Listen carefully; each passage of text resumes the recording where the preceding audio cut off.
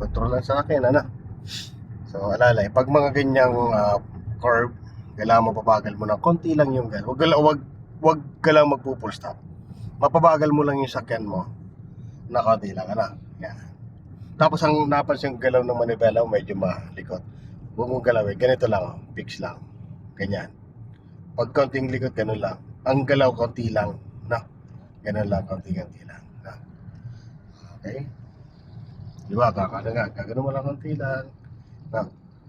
Dagdagan gas. Kasi mabilis yung takbo natin. Di po pwede yung malaki yung topic na ganito. Di pwede. Punta ka din sa kanan kasi nailaw yun nasa kaliwang side natin, ano? O-overtake yun. Ngayon, itong nasa unahan mo, bantayan mo. Pag namulang puwetan yan, ibig siya makapak sa brake yan, no? Pag lumalapit ka sa kanya, ibig siya pinapapabilis ka masyado. Ganun na. So, kailangan, laging kita mo yung gulong niya, ganyan distance, ganang kalayo. Mas okay yan, no? Yung sa pagitan ng dalawang, mga guhit-guhit, yan, 1, 2, 3, 4, 5, 5 guhit, nasa pagitan niya. Mas maganda yan.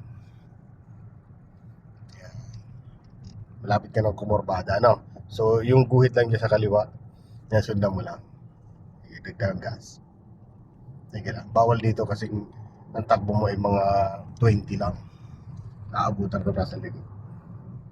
Kailangan at least mga 60, 50 gano'n. Ano, kung di ka komportable sa 100 km per hour, at least ang takbo mo dito sa, yung sa pagitan ng 40 at 60. O kaya 60 at 80, yeah, pwede yan.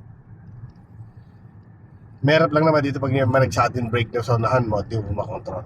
Kaya para maiwasan yon na mag-sudden brake man siya, malayo dapat distance mo. No, wag ka muna didikit sa unahan. Okay?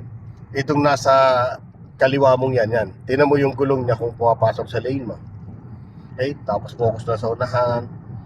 Pag pumasok yan sa lane mo yung gulong niya, ibig sabihin, adjust ka na. O kaya, pag-adjust doon, paminor. No? Tatanggalin mo lang yung gas mo. Huwag kang iilag pa kanan. Kailangan pabagal lagi.